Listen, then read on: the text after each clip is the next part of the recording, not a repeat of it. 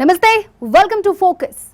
బంగారాన్ని ఏడాది పాటు కొనొద్దని ప్రధాని నరేంద్ర మోడీ దేశ ప్రజలకు పిలుపైతే ఇచ్చారు. మరి గోల్డ్ కొనడం జనాలు మానేస్తారా? మన సంస్కృతిలో భాగమైన పసిడిని కొనుగోలు చేయకుండా ప్రజలు ఉండగలరా?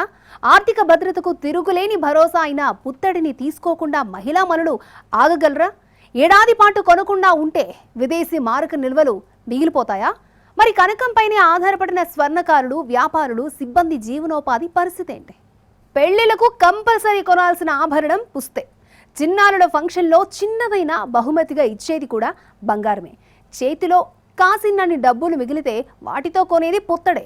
ఏ పెట్టుబడి భయపెట్టినా అభయమిచ్చేది పసిడే. మరి ఇంతలా జనాల జీవితంలో భాగమైన పసిడిని కొనకుండా ఆపతరమా? ప్రధానమంత్రి ఎన్నో పొదుపు మంత్రాలు చెప్పినా బంగారం గురించి ఎందుకు చర్చ జరుగుతోంది? విదేశీ మారకాన్ని తినేస్తున్నదని బంగారమేనా? ఇతర అనవసర వస్తువులు లేవా అంటున్న మహిళల ప్రశ్నలకు జవాబు ఉందా?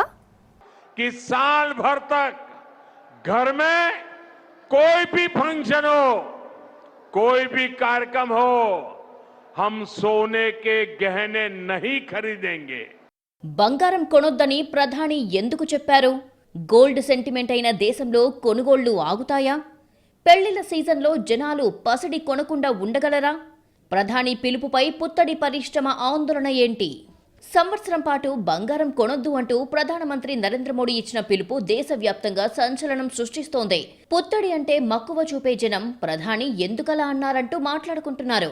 పెళ్లిళ్లు, శుభకార్యాలకు ఆభరణాలు కొనాలని సిద్ధమవుతున్న ప్రజలు మోడీ పిలుపుపై తెగ ఆలోచిస్తున్నారు. గోల్డ్ పరిశ్రమ యాజమాన్యాలు, అందులో పనిచేసే ఉద్యోగులు సైతం మోడీ కామెంట్స్ పైనే చర్చించుకుంటున్నారు. గోల్డ్ పై ప్రధాని కామెంట్లతో బంగారం ధరలు ఒక్కసారిగా పతనమయ్యాయి.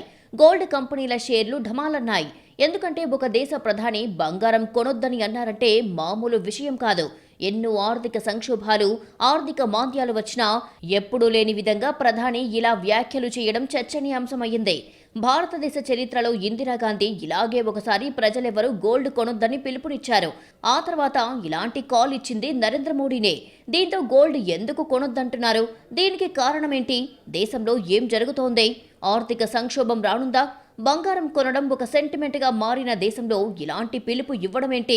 పుత్తడి పరిశ్రమలో లక్షలాది మంది జీవనోపాధి పరిస్థితేంటి? మోడీ చెప్పినంత మాత్రాన పుత్తడి కొనకుండా ఉంటారా అనే ప్రశ్నలు రైజ్ అవుతున్నాయి. అయితే అన్నారు కానీ కనీసం మరి ఒక వివాహ సాంప్రదాయాలు మన ఏపీ తెలంగాణ చూసుకుంటే చిన్న పెళ్లి చేసుకోవాలన్నా కూడా పుస్తల తాడు, నల్ల పూసలు అలాంటివి అయితే కంపల్సరీ కావాలి. కాబట్టి తను కొనొద్దన్నా కూడా మినిమం కావాల్సినవి అయితే కొనుక్కోవాల్సిందే. సీజన్ కాబట్టి కొనుక్కోకుండా తప్పదు, కాకపోతే కొనుక్కోవాల్సిందే. ఏది కాదనలేం కదా, అవసరాన్ని ఏం తీర్చుకోలేం కదా, అవసరాన్ని బట్టే కొనుక్కోవాల్సి వస్తుంది.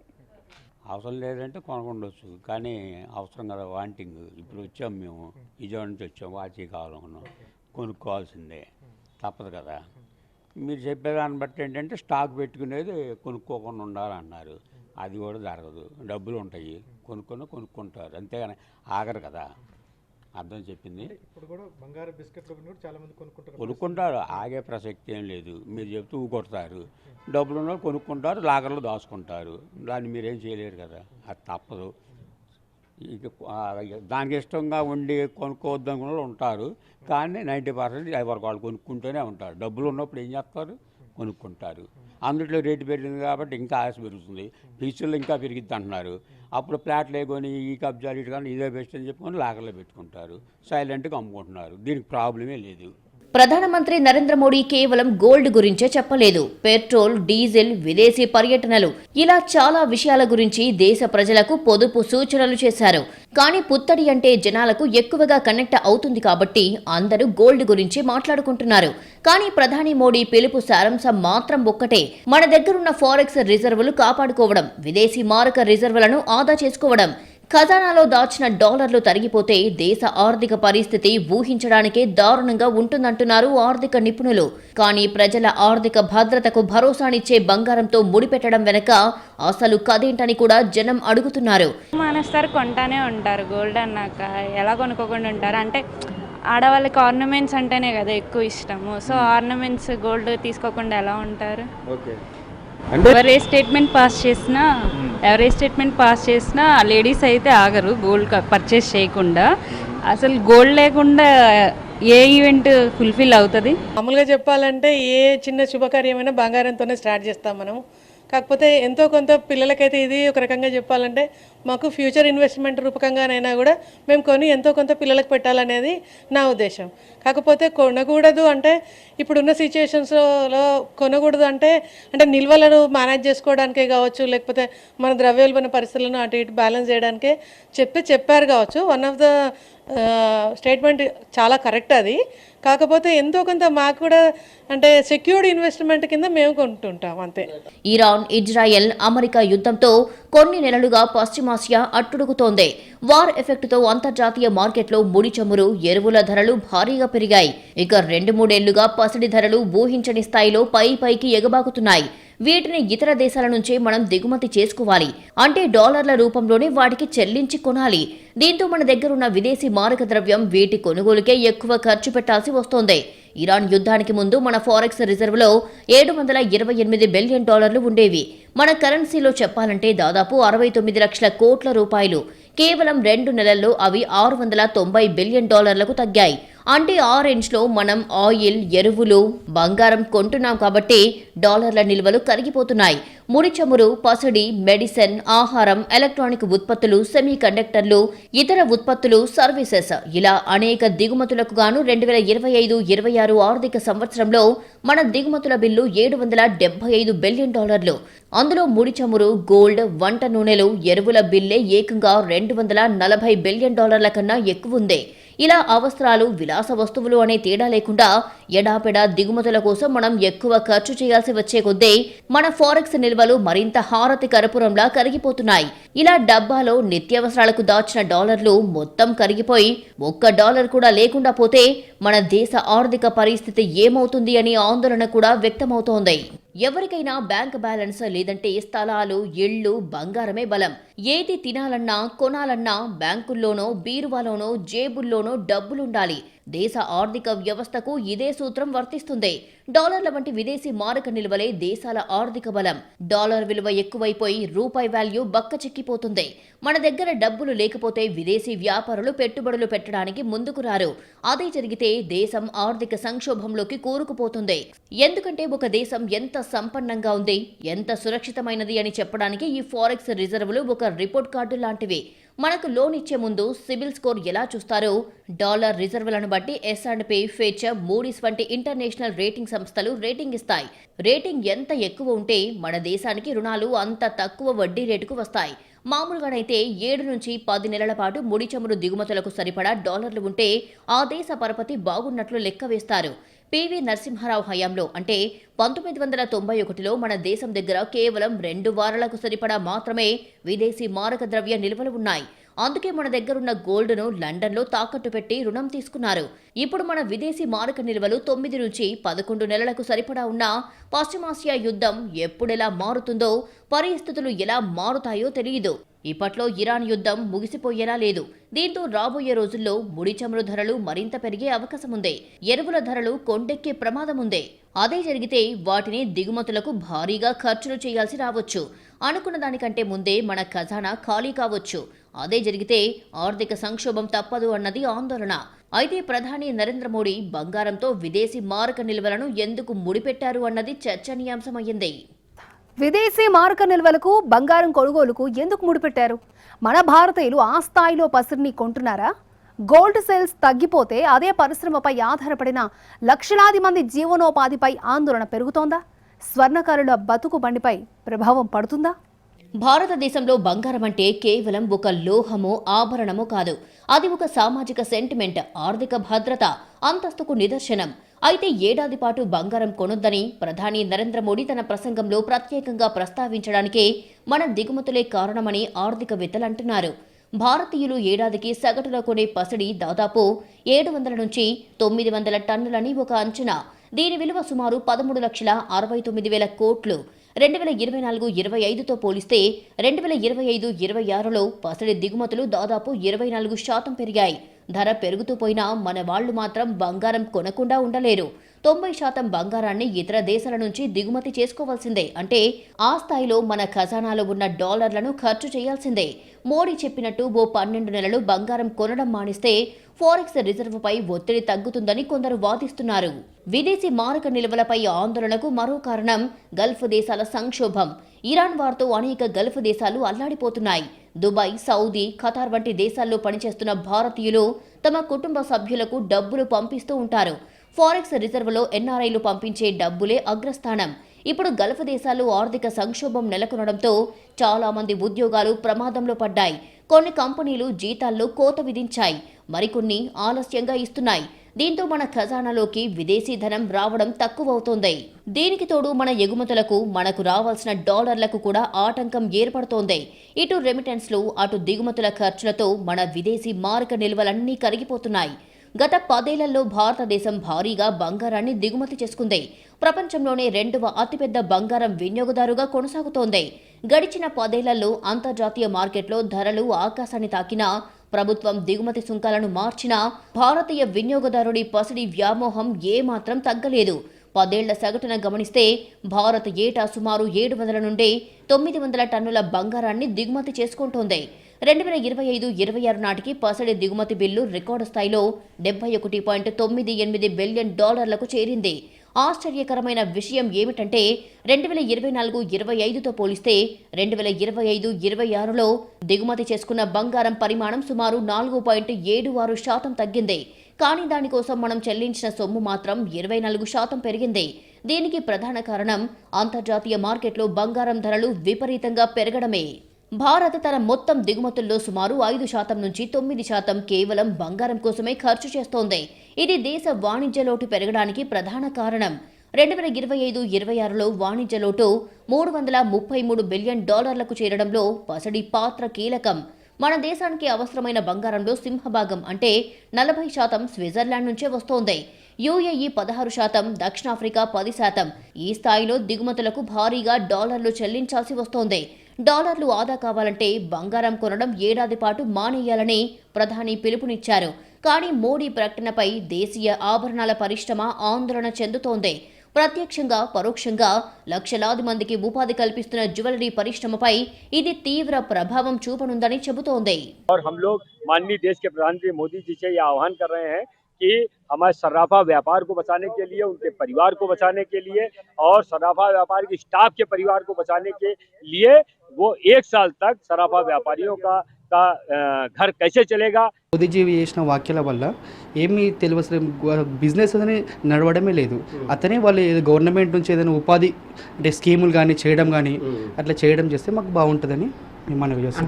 పసిడి వినియోగంలో బాధ్యతాయుతంగా వ్యవహరించాలి అన్న ప్రధాని ఉద్దేశాన్ని అర్థం చేసుకోవచ్చు.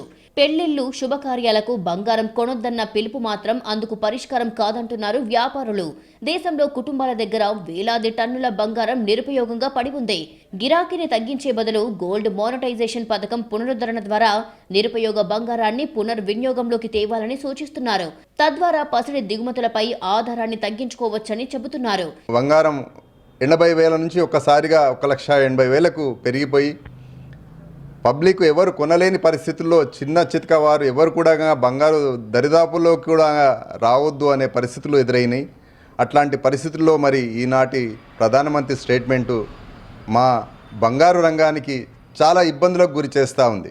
ఎందుకంటే మేము ఎన్నో ఇబ్బందులు ఎదుర్కొంటూ మా పెట్టుబడులను ఎన్నో అప్పులు చేసి మరి మేము ఇవాళ మా వ్యాపారాలను కొనసాగిస్తున్నాం. ఇటువంటి తరుణంలో ఈ స్టేట్మెంట్ వల్ల ఎవరు కొనకపోతే మరి మేము జీవించే విధానం చాలా ఇబ్బందికరంగా గురవుతుంది. మేము దాదాపు మొత్తం తెలంగాణలో 50 లక్షల మంది మేము ఉన్నాము.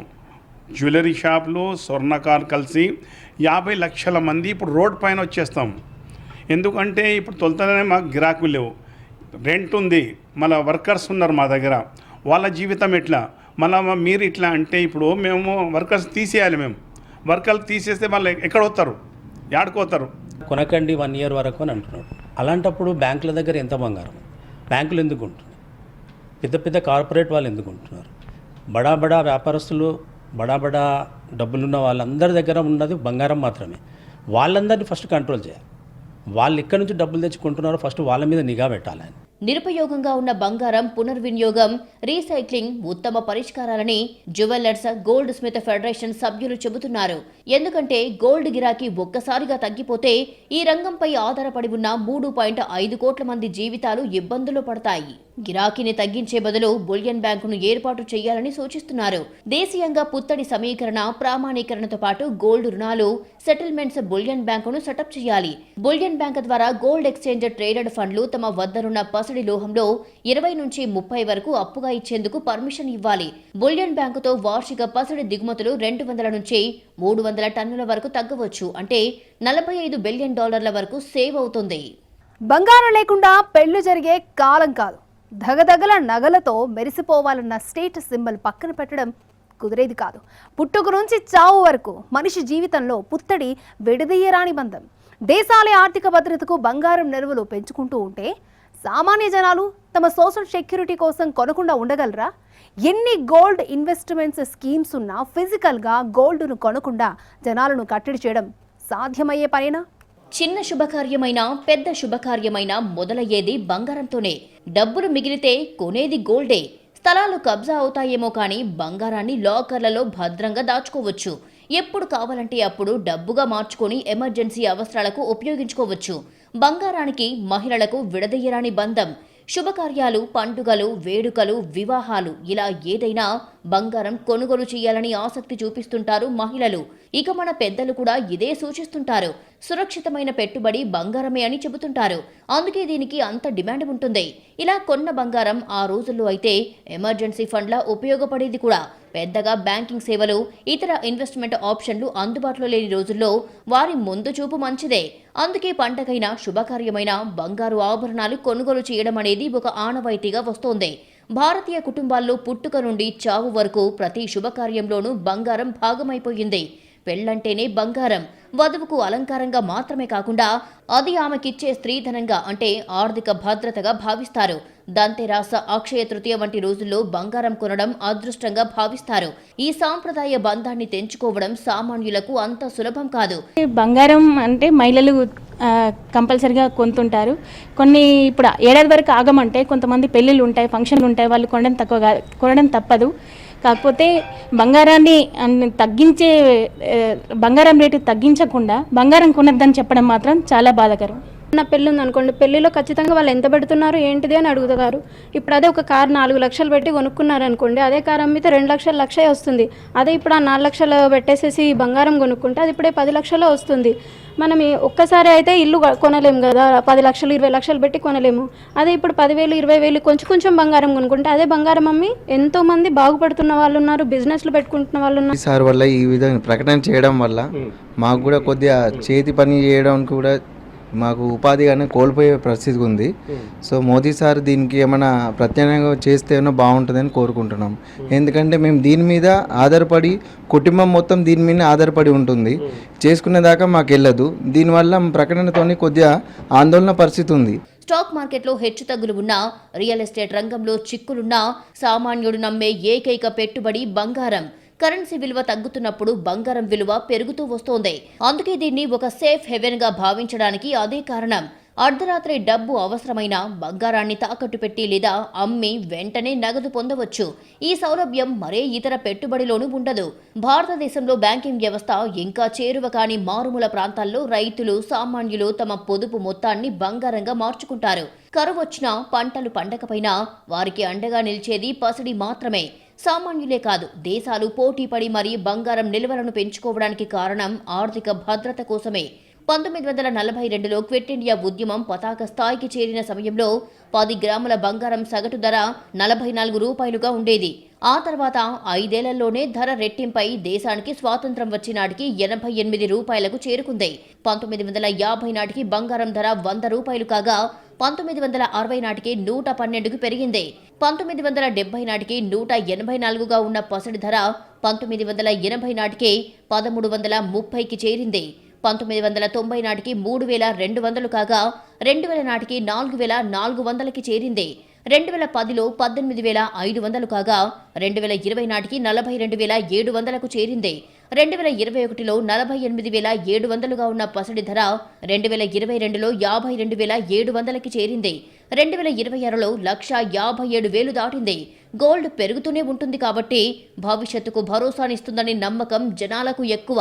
అందుకే కొనొద్దు అని ఎవరు చెప్పినా కొనకుండా మాత్రం ఉండలేరు. ఈ ప్రకటన తర్వాత ఏంటంటే కస్టమర్స్ వస్తున్నారు, బట్ ఏంటంటే వాళ్ళకి ఏది ఎమర్జెన్సీ అంటే ఏదైనా ఫంక్షన్కి గట్రా ఏది అవసరం ఉందో వాటి వరకు మాత్రమే తీసుకుంటున్నారు అనమాట. కొంచెం ఆలోచించి తీసుకోవాల్సిన పరిస్థితి అనేది ఇప్పుడు ప్రజెంట్ ఉన్న సిచ్యువేషన్లో ఉన్నదనమాట. దట్టు దానికి ఇంకోటి ఏంటంటే మీకు గోల్డ్ రేట్ అనేది పెరిగింది. ఈరోజు పెరగడం వల్ల కస్టమర్స్ అనేది మనకి తప్పనిసరి అయితే మాత్రమే తీసుకుంటున్నారు. మోడీ ప్రకటన చేశారు కాబట్టి కొంచెం ఆలోచిస్తున్నారు. ప్రధానమంత్రి ప్రకటన చేసిండు కాబట్టి కొంచెం ఏదో ఉంటుంది, తగ్గుతుంది అనే ఆలోచన కస్టమర్లలో ఉన్నది. బంగారం చెలామణి పెంచుకోవడానికి అంటే మొత్తం దేశీయంగా నిల్వలు ఇక్కడ ఉన్నదాన్నే ఇప్పుడు ఇంటర్నల్గా ఏదైతే మనం ఇళ్ళల్లో బిస్కెట్ రూపకంగానో లేకపోతే ఇన్వెస్ట్మెంట్ రూపకంగానో పెట్టుకునేది కాకుండా ఏదైతే మనం అవసరానికి అయితే ఉపయోగించుకుంటామో అవిటిని మాత్రం కన్జ్యూమ్ చేసుకోవాలి, పునర్వినియోగం లోపల ఉపయోగించుకోవాలి. అంతేగాని నిల్వలుగా పెట్టుకొని అంటే విదేశీ మార్క ద్రవ్యంకు ఎఫెక్ట్ అయ్యే విధంగా కాకుండా చూసుకోవాలి అన్నది ప్రధాని గారి సూచన. దాన్ని మన భారతదేశ సంస్కృతిని సాంప్రదాయాన్ని కాపాడుతున్నటువంటి చేతి వృత్తి ఈ స్వర్ణకారులు చేసే బంగారు పని. మరి మా యొక్క స్థితిగతులను మా యొక్క పరిస్థితులను మేము ఏ రకంగా ఉంటున్నాము అనేది కొంత అవగాహన చేసుకొని మాట్లాడితే ఎవరైనా కూడా మేము చాలా సంతోషపడేటువంటి. దేశంలో బంగారం నియంత్రణ చట్టం 1968లో అమల్లోకి వచ్చింది. ఈ చట్టం ప్రకారం పౌరులు నిర్దిష్ట మొత్తం కంటే ఎక్కువ బంగారాన్ని కలిగి ఉండటం నిషేధం. అయితే ఈ చట్టం 1990లో రద్దయింది. బంగారం చట్టపరమైన మూలానికి సంబంధించిన యజమాని వద్ద పత్రాలు ఉన్నంత వరకు దేశంలో ఒక వ్యక్తి కలిగి ఉన్న బంగారంపై ఎటువంటి పరిమితులు ఉండవు. బంగారం సంపదకు సంకేతం. ఈ భావన పురాతన కాలంలో, ఆధునిక కాలంలో కూడా మారలేదు. అయితే బంగారంపై పెట్టుబడి పెట్టే విధానం పూర్తిగా మారిపోయింది. అంతకుముందు బంగారం విషయంలో ఆభరణాలు, బంగారు కడ్డీలు, నాణేల ద్వారా పెట్టుబడి పెట్టేవారు. ప్రస్తుతం బంగారంలో ఇన్వెస్ట్ చేయడానికి అనేక మార్గాలు ఉన్నాయి. తమ పోర్ట్ఫోలియోలో కొంత భాగాన్ని బంగారంలో పెట్టుబడి పెట్టాలని ఎల్లప్పుడూ పెట్టుబడిదారులకు సలహా ఇస్తుంటారు నిపుణులు. ఇది పెట్టుబడిలో వైవిధ్యాన్ని తెస్తుంది. ఇతర పెట్టుబడి సాధనాలు దెబ్బతిన్నప్పటికీ దాన్ని బంగారం భర్తీ చేస్తుంది. ఇది పోర్ట్ఫోలియోలో స్థిరత్వాన్ని కలిగిస్తుంది. భవిష్యత్ అవసరాలకు ఉపయోగపడుతుంది. 2 ఏళ్లుగా బంగారం ధర నెంగికి నిచ్చెన వేసినట్టుగా ఎగబాకినా జనాలు మాత్రం కొనడం ఆపలేదు. బంగారం ధర 10 గ్రాములకు 1,55,000 దాటినా భారతీయ వివాహాల్లో, పండుగల్లో పసడి కాంతి తగ్గలేదు. అయితే ఈ దిగుమతుల భారాన్ని తగ్గించేందుకు ప్రభుత్వం gold monetization scheme, sovereign gold bonds వంటి పథకాలను ప్రవేశపెట్టింది. భౌతిక బంగారంపై వ్యామోహం తగ్గి పెట్టుబడి రూపంలోకి మారినప్పుడే దేశ విదేశీ మారక ద్రవ్యం ఆదా అవుతుంది.